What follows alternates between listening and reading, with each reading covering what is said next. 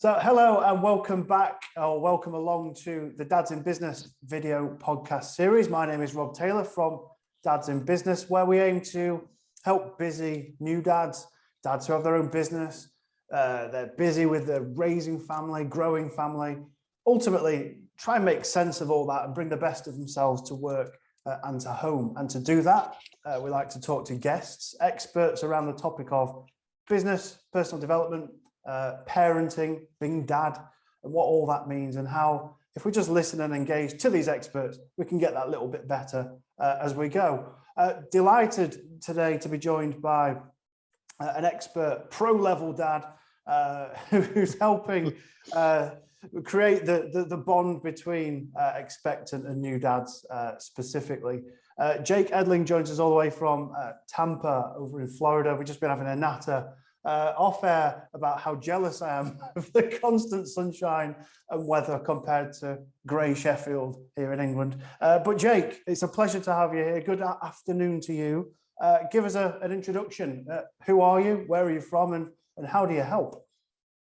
Yeah, absolutely. One, thank you. I'm very privileged and honored to be able to be on your podcast and speak into your community. And I've learned a lot just already in the last month or two since I've found you guys. And me, I'm just turned 40 years old, have 7 kids. We have 2 batches. The batch number 1 is 12, 11, 10, 9. And then batch number 2 is 4, almost 3. She'll be 3 next week. And then a year and a half. And that's 4 boys and 3 girls. I've been a like logistics, corporate supply chain is my history and stuff. And in the past few years, been moving into like digital marketing, doing e-commerce, some stuff on the side, you know, outside of the regular job. And then just found a good passion with my we still there? Yeah, we're still here, Jake. All right. With helping new dads, like I'm in new dad Facebook groups, and so now I'm turning it into a business and coaching and consulting for expecting dads specifically, and help them build that bond with their newborn. So there, and everything that comes with it. So it's exciting.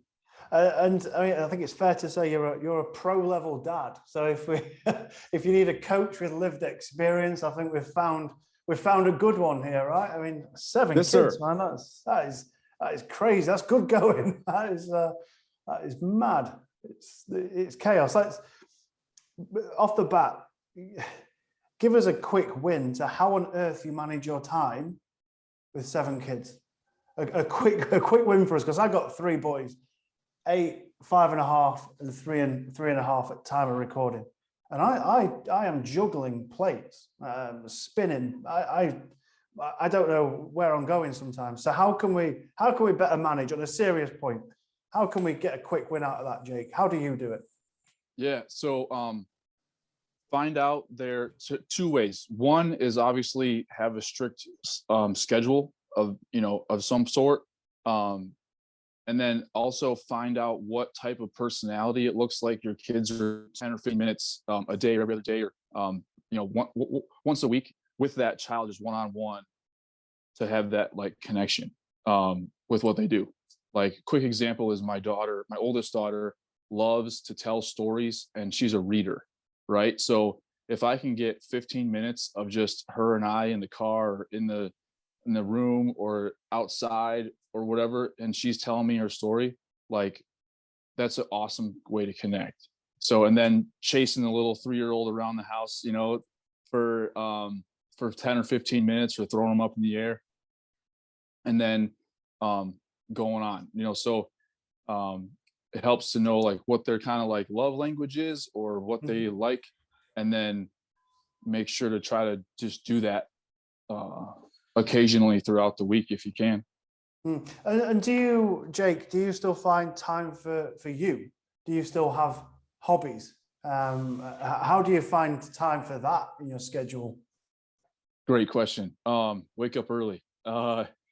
So I try to get up around 5 or 5:30 or 6 in the morning, and then do like a 30 minutes of just calisthenics, pray, just kind of like get ready for the day, and then go. And then luckily a lot of my all my kids are athletic and love going outdoors, roughhousing and stuff like that, and love cars or Jeeps or something. So there's and that's my like, I love the old muscle cars and the Jeeps and stuff. So we're able to bond with that, and then at the same time, that's, I love that too. So yeah, because we find, Jake, that often, yeah, I'm sure you've seen it with dads that you speak to in your community and your network. The first thing to go when we are new dads is ourselves, and we lose sight of what we were and what our partners like loved us for and bought into us for, because we're not that anymore.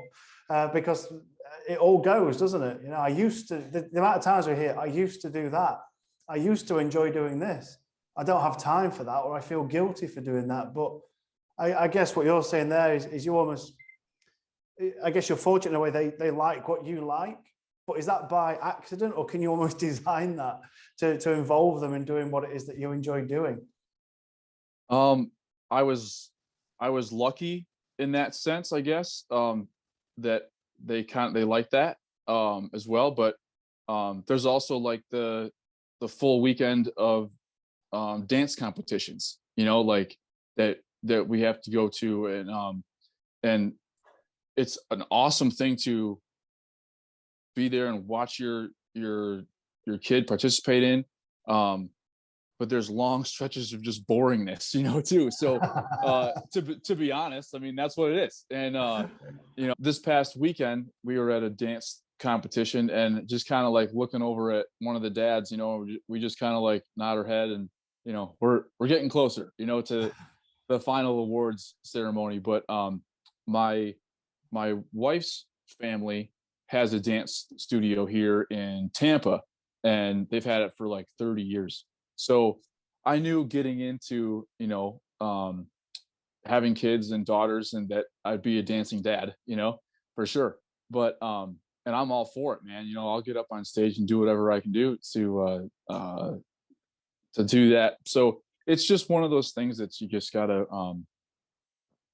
be open to, and just have set proper expectations to what your role is. I mean, similar to mine are all 3 boys, so luckily I don't have to do the dance competitions. But a similar thing I can sort of connect with is swimming lessons for us. It's like half an hour lessons. I take 2 of them. That's an hour, plus there's half an hour in between, and all they want to do is see that you're watching them and giving them a thumbs up and like a big, well done, well done. Whereas when they're going the other way, you can just sit and natter. Yeah. But as long as you see them coming back, it's like, I saw something that you did, well done. They seem to remember that, don't they? It's that sort of moment that they love, and it's special. Yep. And just being there, being present, like, is 90% of the game, and so it's especially like, even when the kids are younger, like they're babies and infants and stuff like that, there's so much scientific evidence now that's out. I know you interviewed Claire Sneed, Stead, right? Yes, I'm sorry. And she has the first 1,000 days, and there's just having a father figure present with the baby consistently, its brain develops better. Like it's amazing. So yeah, and I think it all comes back to just setting your expectation there with what your role is with your kids at that moment in time and all that stuff. So then you're not like really honest, so you can handle it the best way you can. That's what that's found worked for me. I like that line of what your role is with your kids at that time. I think often we forget as dads, don't we, that our role is to, stereotypically speaking, is the breadwinner, is the daddy goes to work, then comes home and is tired and hasn't got the time. And I've found myself before almost like making excuses not to do something, and you feel horrible for it afterwards. But Yeah. I think if it is that being present with them, and it's something that I'm from off the back of listening to people like yourself and interviewing people like you. I do take steps to be away from my phone when I get home.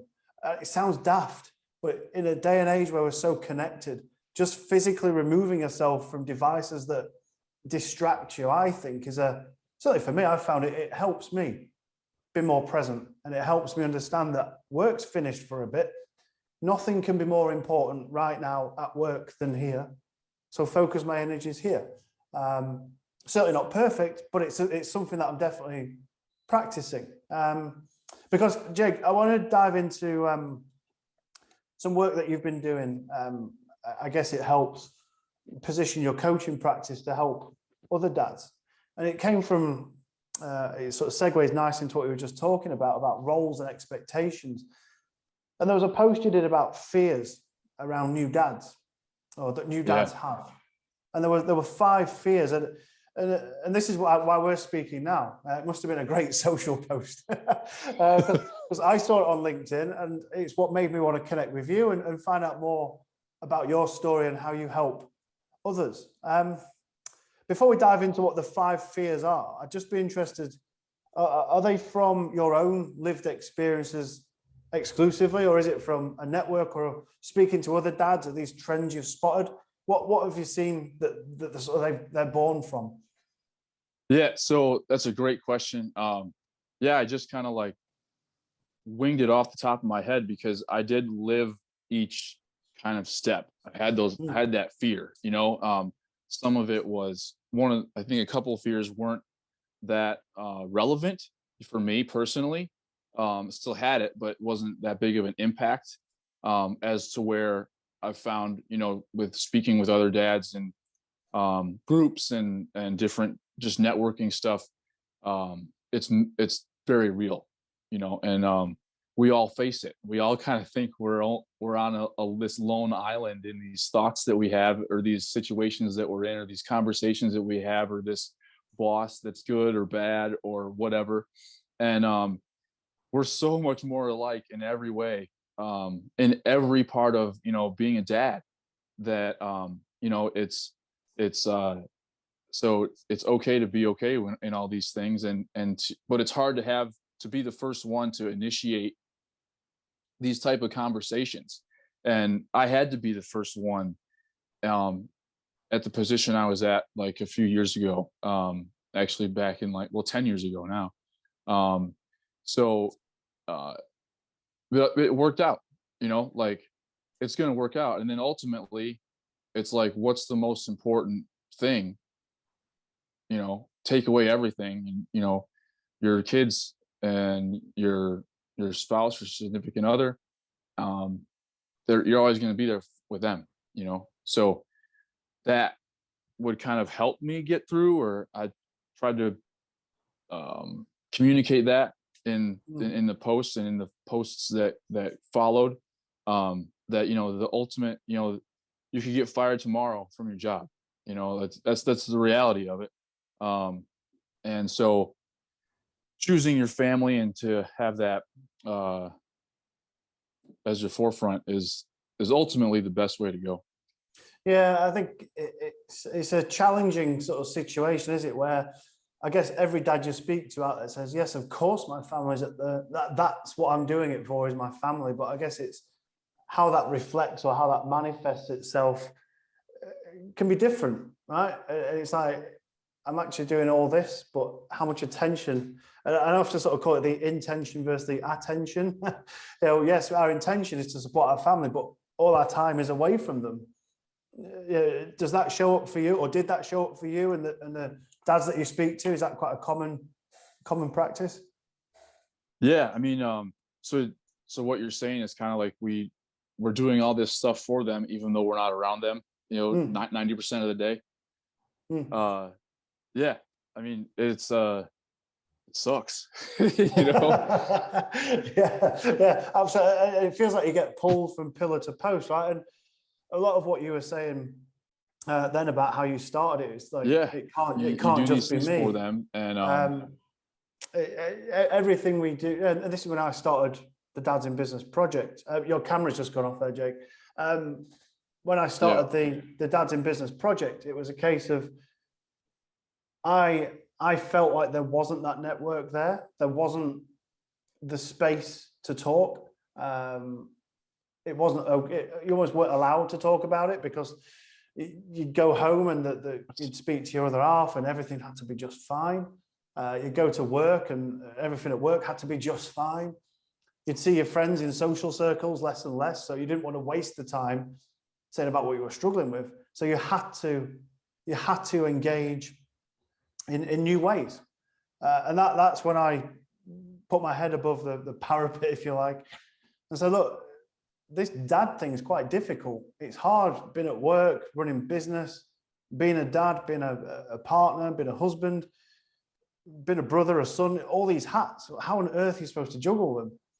And it was really refreshing to see that partners were tagging their husbands in, saying, this sounds like you. And privately, people would message saying, I'm glad it's not just me. And it's exactly what you just said. It's not just me. But I think we go around thinking it is, right?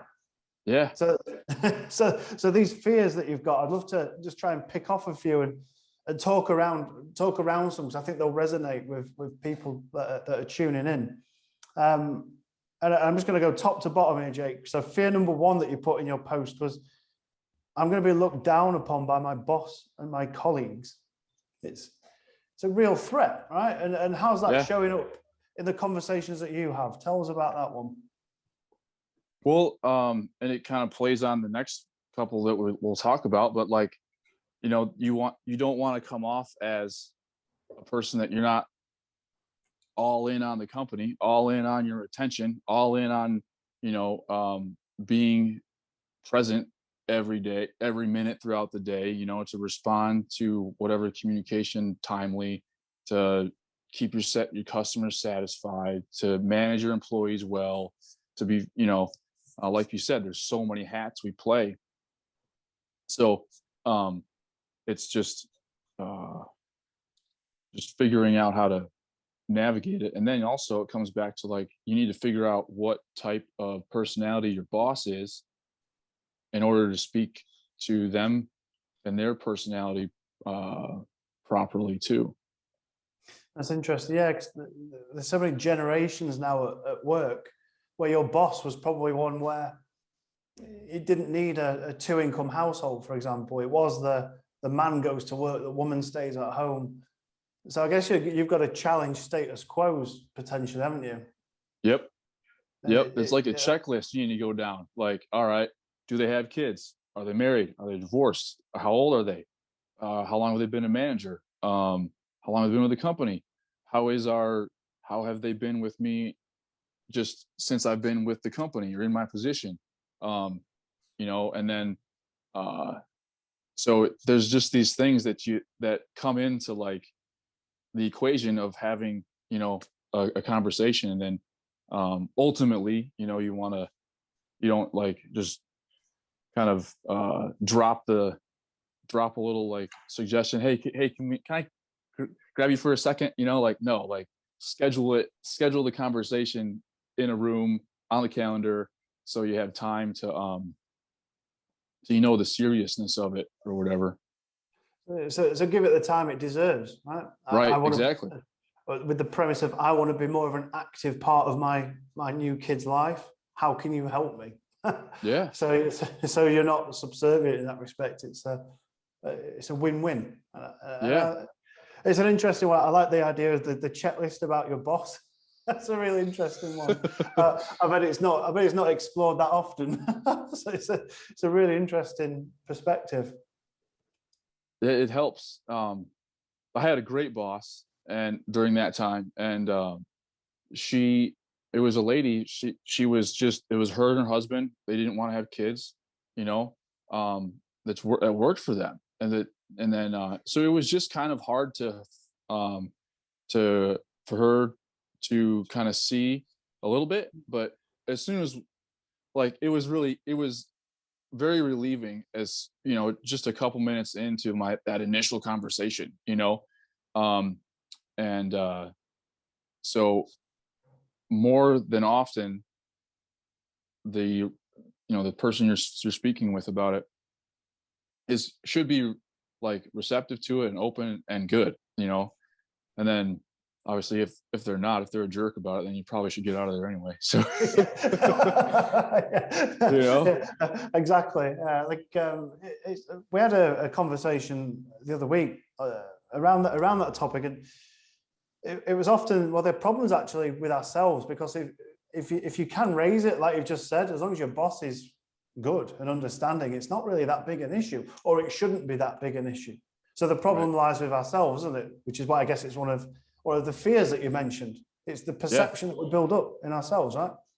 Yeah, it's like that. It's like when you're trying to do stuff on your own, or entrepreneurial stuff or whatever, it's that like self-limiting belief we all have, or that glass ceiling, that's there, but it's not there, but we tell ourselves it's there. So yeah, it's so much of it comes down to us, doesn't it? But and I guess that does sort of lead into the second that you mentioned, and this is one that sort of really jumped out at me, because it kind of backs up some of the research that we were doing from the sessions that we've done with a corporate before, where we did some polling with their staff and asked them if they see the perception of having young kids as a weakness in their position. 44% said yes, which for me is it's a shocking number. The fact that you almost have to keep your kids a secret, but it does in a way back up what you're suggesting there, where you hear, I'm going to fall behind at work and lose rank for the next promotion. It's a horrible situation, isn't it? How's that shown up in the conversations that you've had?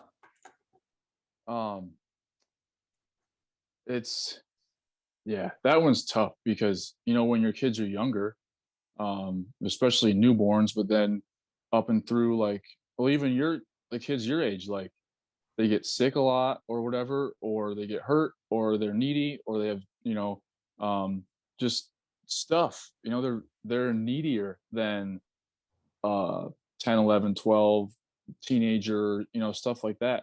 So you're going to have text messages throughout the day, or a phone call, and then like have to leave early to pick them up because the babysitter or whoever the caregiver is, something happened or whatever. So it's almost like it's going to happen, like when you have a kid like that, with that. And then I think it just comes back to the more that you can communicate kind of like your schedule with your boss, the better, because then they're not thrown off.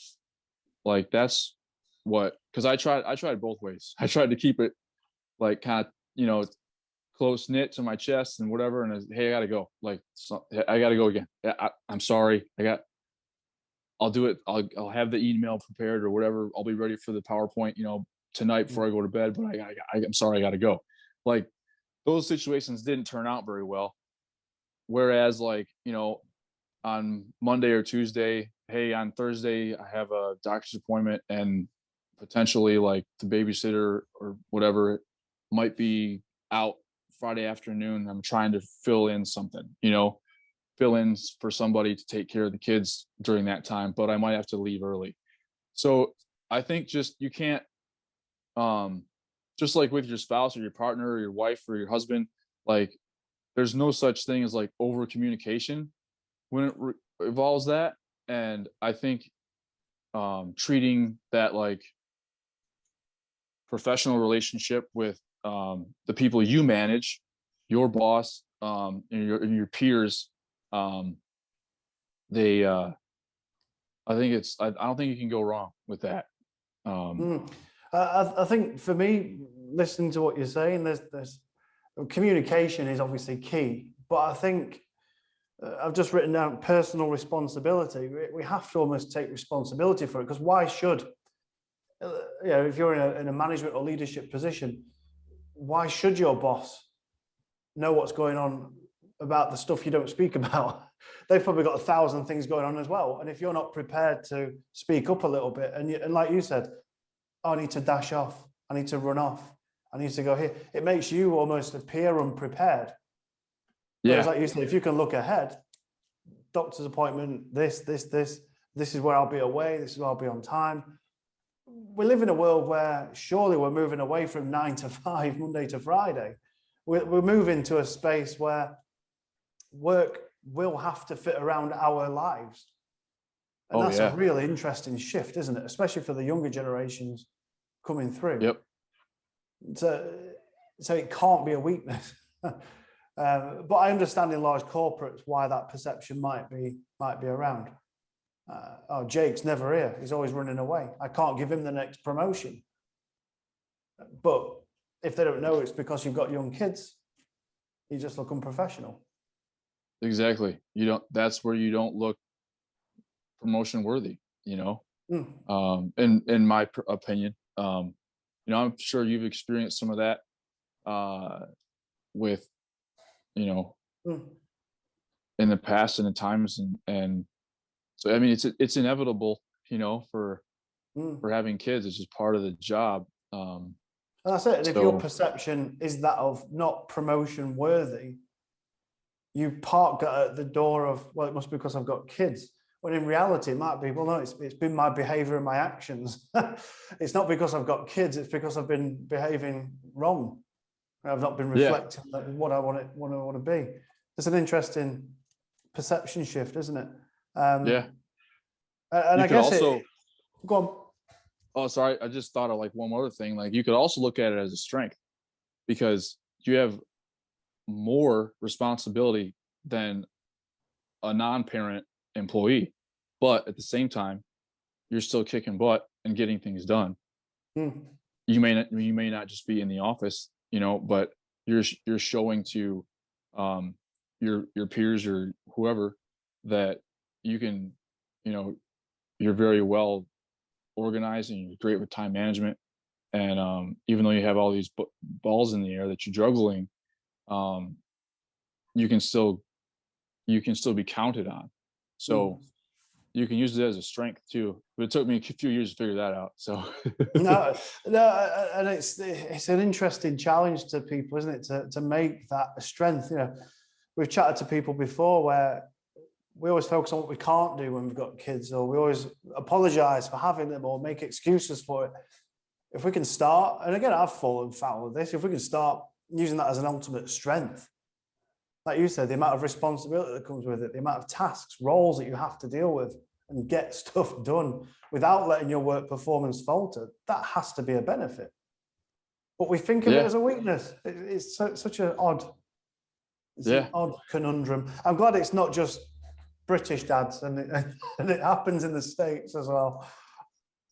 Well, we're crazy workers over here compared, you know, it's ridiculous how much people work over here. And but I heard a quote like 2 weeks ago. It was, work expands to the time allotted.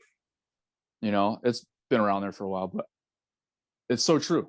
Like we use, I was smiling because we use that exact same quote in a bunch of training that we do. Awesome. We do some work with business owners in the trades industry, so plumbers and the like, and every week they basically just give their calendar, give their time away to customers.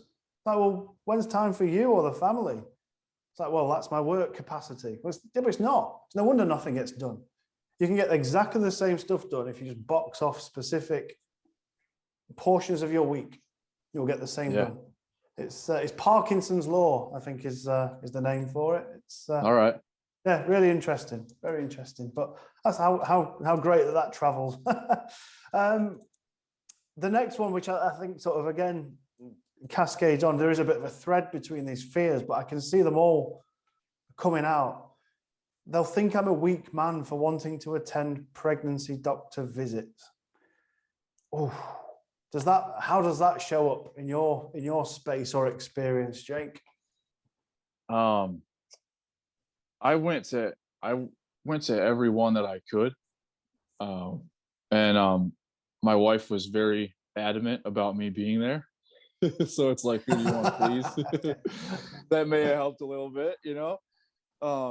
But I think that, I mean, you're only the kind of big picture here. Every dad faces it. It's not a a secret, that there's pregnancy doctor visits. For your first kid, you can't get a redo on that, you know, going through all that stuff for the first time and experiencing and stuff. And then also, like, think about your wife, you know, or your partner, like how scared she might be, or thrilled, or whatever, they, like, what's her perception of it, like, put yourself in her shoes, and you want to be there to support her. And again, I think you hit it perfectly earlier. Like, it's something that we put on ourselves, as an issue, more than what it really is, because anyone in their right mind, especially today, should let the, need to be, or whatever, go to the appointment with the mommy, and most part. So I think, again, it's just that, communication, and it's a weird feeling though too. Like, if you're the first one in the office to have a kid, or the first or whatever, then no one else, they're like, what, why would you want to go to that? Like, well, I just want to, and then once they have a kid, they'll fit, they get it, so I think it's just another kind of self-imposed hurt that that you have to Yeah. deal with. What do you think? You're right. And I think I was, what was I? I was 29 when I had my first. And I was probably the first in my work circle at the time to have kids. Yeah, first in my family. So my brother didn't have kids till recently. And yeah, I didn't know what I was doing. I didn't know what I was supposed to be doing. I didn't know what I should be doing or shouldn't be doing. I was just trying to not change. I was desperate to sort of stay this everything. I'm good at work, and I'm good at family, and I'm good at socials. And then it's also, oh, and this is the inconvenience. And it is that everyone wants to be first, but no one wants to be first. Everyone else will sort of look at you, what you're doing. Yeah. And then when it's their turn, they're like, oh, cool, now I'm off to enjoy all this. But when you're the first one, you're the outlier because you're not doing things that everyone else is doing. It's a difficult thing to overcome, right? Yeah, for sure. Which I guess is that fear, which is your fear number 4, afraid to stir the pot and be the first one to ask for time off. How did that play out for you? I mean, you mentioned your boss was quite open to the idea, but I assume you've spoke to others who aren't in that sort of position. So how does that play out, being that first one? For me, it wasn't very fun at all. I can tell you that. Like, another thing that kind of like was a double whammy for me at the office back then was I was the first one to have kids, and then our second pregnancy, which was our first son, was the pregnancy that I was in this position for, with this company for. And our son was born at 32 weeks. So he was like 2 months early. He was in the NICU for 47 days. And it was through Christmas and everything. And we had a 11-month-old at home when he was born. And it was crazy. So the CEO of the company implemented 4 weeks of paternity leave for the guys, for the dads, but it was for me. Like, no one else had kids yet, so like I was looked at however they looked at in that too. Like, what the heck? He just comes here, he has a kid, now he gets a whole month off, and everything. Like, so it was those are like, they're not bad for thinking those thoughts. Anyone would think those thoughts. And so it was, but for me, it was like, man, this, I don't know how to do this. So I just, I don't know, like, would have um, kind of like a, like a little bit of anxiety and stuff, like, coming into the office at different times, or um, like I didn't take my paternity leave right away because he was in the NICU. There really wasn't anything that I could do. I would go there in the mornings and at night after work. Um, and then once he was released, that's when I took my paternity leave. So by that time, when I actually took it, it was, it was okay. And, but, like for me, like in my own emotional, like, well-being or whatever, and people at work understood and stuff like that. But those first couple weeks and everything was weird. And then obviously, like, hey, is my son gonna die, like, too, like, it was it was a roller coaster like no other. Yeah, and thanks for sharing that. By the way, it's very Yeah. it's it's a lot that we're supposed to just carry on with, isn't it? It's like just putting things on your shoulders. Another thing, another thing. My son's very ill. I'm knackered because I'm going to the hospital to see him after work. I have to be mentally there for my partner at the time.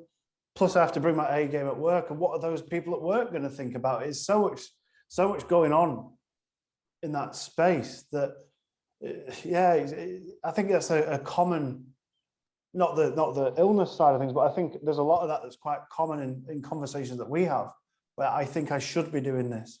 What are they going to think about me? And we worry so much about what everyone over here thinks that we forget Yeah. what the ones here think, right? Yeah, for sure. For sure. It's a challenge. And was there actually, you mentioned about the 4 weeks maternity leave that was given to all staff, but it was just sort of for you because you were the only one with a kid. Was that sort of verbally? Well, it was to dads, to the men. Yeah. But Yeah. because you suggested there was sort of elements of resentment around that because it Oh was yeah. basically for you. Was that sort of verbally or physically shared, that resentment, or was it your feelings, or was it actually something that you experienced? It wasn't anything directly at me, but you can tell, like, some people's face or whatever, what they kind of looked like or whatever, and then if they were so, but it wasn't anything bad. Like, I kind of expected it, because I tried to put myself in their shoes Mm. too, and so it all worked out in the end, though. So Yeah, it doesn't.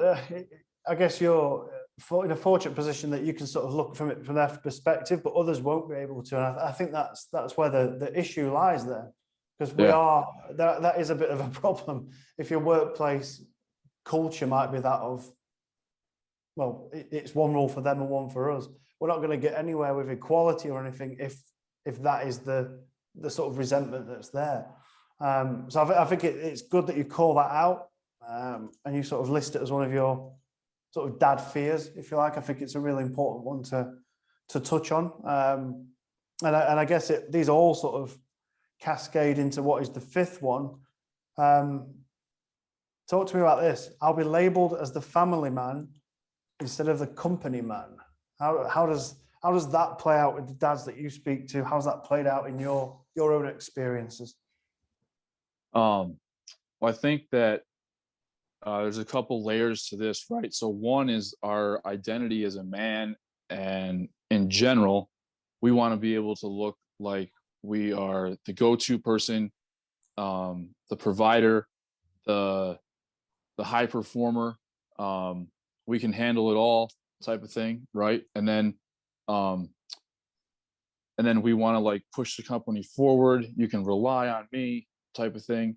And then uh, and then we have to, like, shift to what our new role is, as now you have a family, like, this third little human being made you a completely different new role, and you have this, like, massive hat now, you're responsible for another human, like, it's one thing to have your partner, but they're good, like, with or without you, kind of, they can eat and feed and like, they can go to the toilet. Yeah, they can do that stuff. And pay some bills probably, or they're but then it's like, wow, you have this now to hold up and everything. And but being a company man's fun, like, it and that's the only thing that you know how to like strive for and like set goals for and like move up the ladder with, like what do I do with this baby? Like, what's my achievement progression level with them? Like, how do I'm supposed to like go up the ranks with the baby, go up the ranks with my partner? How do I connect with this? And so a lot of dads default, to, well, I'm just gonna that first year I'll get time with the baby, but let me still focus on like feeling that I'm achieving something, which is at work, and it's funny because there are so many things that you can do with your newborn and with your partner while they're pregnant, while the first 90 days, the first 6 months, the first year of being born. Like, there's this thing called Dunstan baby language, where it identifies the 5 different types of baby cries that every baby has, no matter where they're born in the world. For these first like 90 days, all babies cry in little specific different ways. There's like 5 different ones. And so you can take like the little course on and learn. It's like $45 US or whatever. And there's also a free YouTube video on it. The lady was interviewed by Oprah like 10 or 12 years ago, and more than that, but anyway, it's called Dunstan baby language. And Patricia Dunstan is this speech expert, like a specialist. Yeah, exactly. And so the dad, you can learn that. Like, for one of the cries, super easy to identify. It's one of the first ones they make. It's like nah, nah, nah. Tongue is at the top, starts at the top of the mouth. So nah, and that means hunger.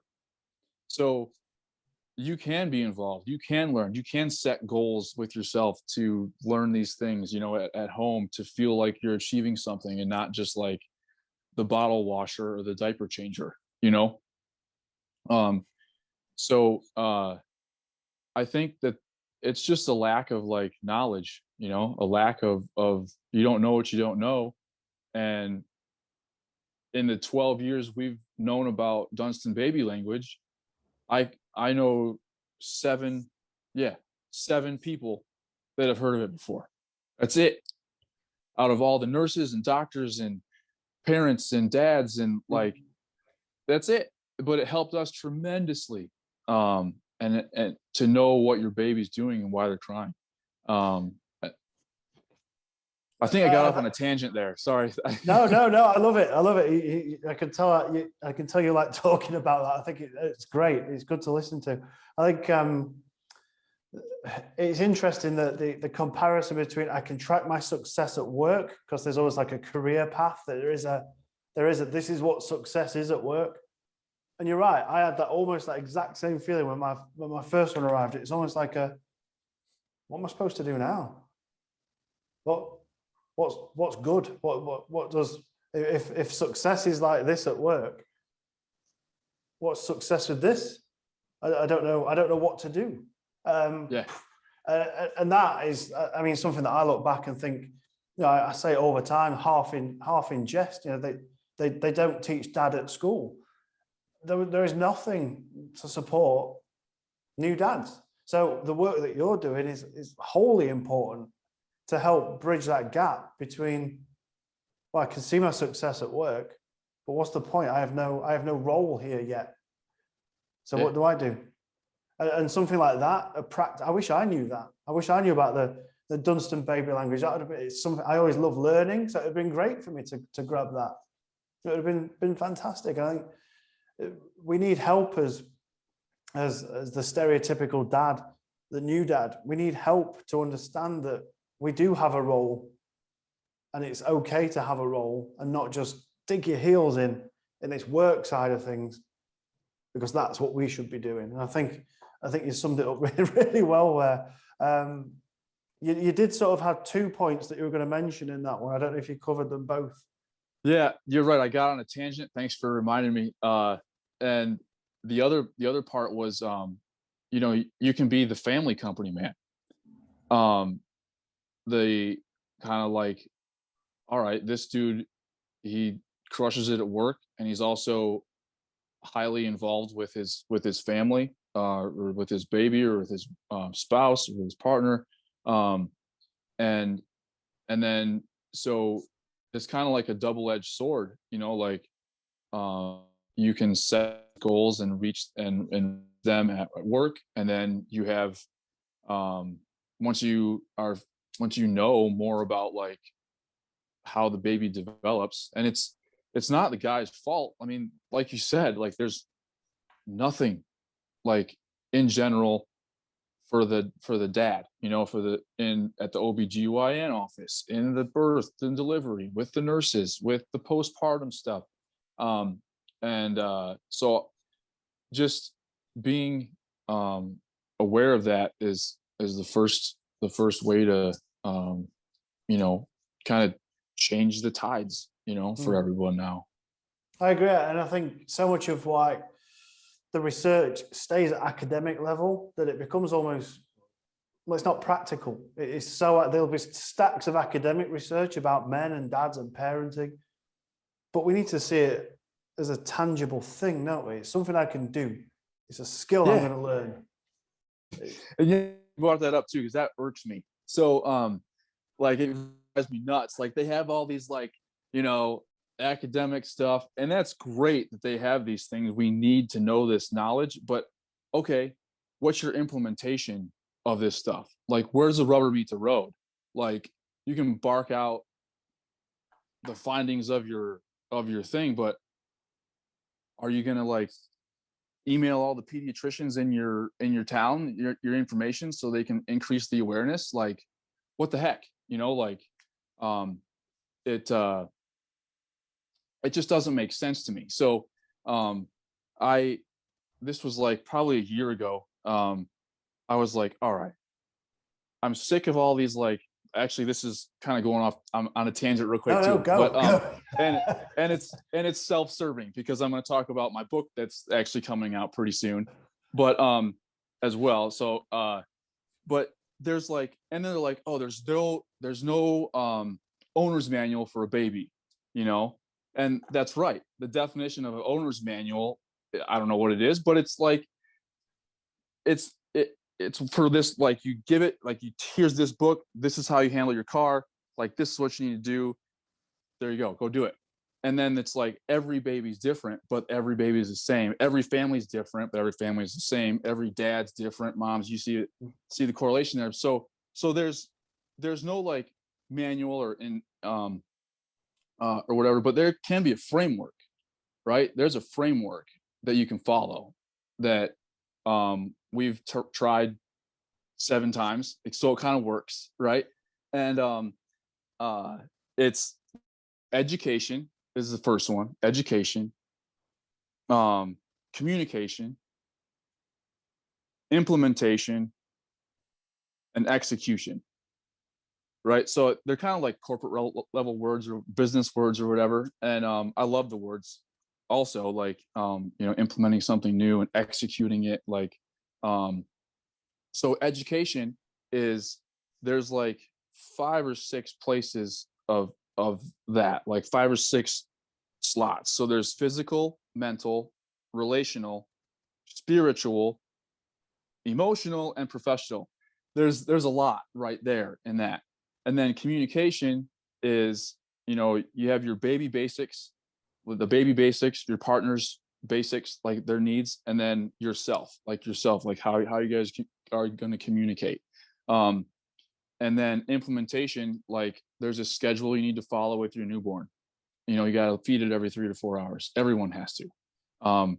It's going to cry. It's going to poop. It's going to pee. It's going to be colicky.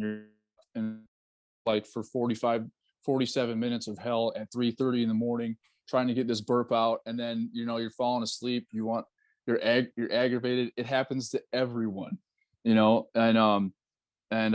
so like you implement the schedule, you implement some sort of structure, and then a routine, right? And then with that, you have to execute what you just developed, your routine, your schedule, your stuff like that. So your new daily habits, and they're just going to be repeated, especially in those first 90 days. So like my book, it focuses on pregnancy, birth, and the first 90 days. And it's all like just kind of higher level stuff that everyone's going to go through, but I haven't seen it anywhere else. Like everyone knows, if you have a high risk pregnancy, no one knows what high risk pregnancy is if you're not high risk. So why have it in your book? Like no one cares about your story. Like if your book is 3/4 of your own birth story with like 1 or 2 kids and they're kind of like normal and great, like, yeah, I mean, they'll just tell it how it is. Good job. Thank you for putting a book out. It's hard to write a book, but you're not going to help anybody really, and then a lot of the dads in Facebook groups and blogs and stuff like that, like a new dad will be like, or an expecting dad will be like, hey, any last pointers, or hey, I'm excited to be a new dad. Like, do you guys have any pointers for me? And or tips and tricks and stuff like that. And they're like, yeah, rest up while you can, or hey, just support your partner the best you can. Buy these diapers and use butt paste. Okay. You don't need the PPTP. What the heck's that? Okay. Hey, look at, like, I'm getting all this stuff for, like, I got to paint and prep and put together the nursery. Like, I only have like weeks left. What do you guys think I should do first? Stop it all together, dude.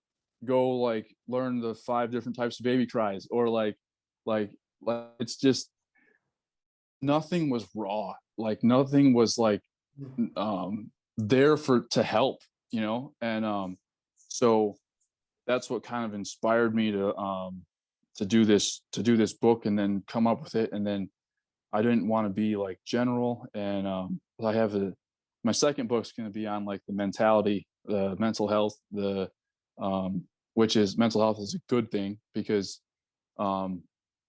like growing up, I always thought like mental health was a weakness. Like when you have like, oh, I'm going to focus on my mental health. Like fortunately I wasn't around people that had like clinical mental health, whatever it may be. But as I got older and I was, and then as a new dad, a new mom, a new parent, like you're going to have these like situational bouts of anxiety, right? These situational periods of depression where you're just like, man, you're just kind of down for whatever reason. And so I kind of go into that, where it's okay to not be okay for a while, and if it's lasting a little bit too long, talk to someone, and you're stronger for it, so again, I went down a little rant there, but I just felt like we kind of had to touch on that just a little bit, because it's something that helps. And I have a podcast too that I don't really focus on too much right now, but that was the same thing. But going into the podcast was like, all right, if I'm a new dad, I want to learn some stuff. I'm going to listen to a podcast, but they're all 40 minutes long. They're by a woman. They're by a doctor. They're by, that's not that a woman's wrong. That did not mean that one bit. I get your point. So I've had people speak to me before. It's like, what about women? What about moms? I'm not one. Yeah. There wholly should be support for them, but I can't speak to them, for them, or of them, because I've not had those experiences. So I don't know how we can be expected to absorb the same. It's honestly, there's all sorts of gaps. And I think, the work that you're doing it's starting to hopefully identify them for a start, and help in a practical way. I think that is the sort of big gap that's missing there. I'm aware of time, Jake, so we need to start heading to a wrap up. But first off, give us a shout out about the book. What's the book called? When's it out? And how can we find it? But then if you've got, I guess, to summarize the past 45 minutes or so, what are 3 things? Sounds like a Facebook group post. What are the 3 things that new or expectant dads could focus on today to sort of start getting those improvements? What can we start to do in a practical way? Yeah, so I would say first is learn that Dunstan baby language, the 5 different types of baby cries, and then that's one. 2 is learn about your baby's brain development from 0 to 3 or 0 to 2. And even in while they're pregnant, while they're in the belly, while they're in the oven, that's what I like to call it, right? They can hear you, and there's a massive bond that can start while they're in that belly. So learn the baby's brain development, and then 3, just know that it's okay to not be okay sometimes, and to let your partner know that as well. To be there for mommy. I mean, good grief, could you imagine like peeing out a cantaloupe? You know, like they I mean, that's, like moving a cantaloupe through your thing. I mean, she has to move like a watermelon, so just lead the things leading up that mommy has to deal with. Try to speak to some of that, and let her know that you're there too. Obviously, she knows you're there or whatever, but let her really know that you're thinking about it. So because there's stuff that all women hold in too, like we do. So I think that was 3. It was 3.5, I think. Yeah, 3. All right, maybe 3.5, maybe even 4. But we're good. Point. Tell us about the book, and then we'll find out how to connect, and we'll get it wrapped up, Jake. So the book is called The New Daddy Experience, and then it's the framework you need for pregnancy, birth, and the first 90 days. Like, that's the only siphoned in part I'm going to focus on right now. And so it's coming out at the end of this week, which is April 2022, on Amazon Kindle. It'll be the Kindle version, so I can get it out and up, and then the paperback will follow very closely. And then my website, which I'm building right now, it'll be up very soon too. I have so much stuff going on, but it's just jakeedling.com. It'll just JakeEdling.com, and it's same on LinkedIn too. So those will be the 2 spots. But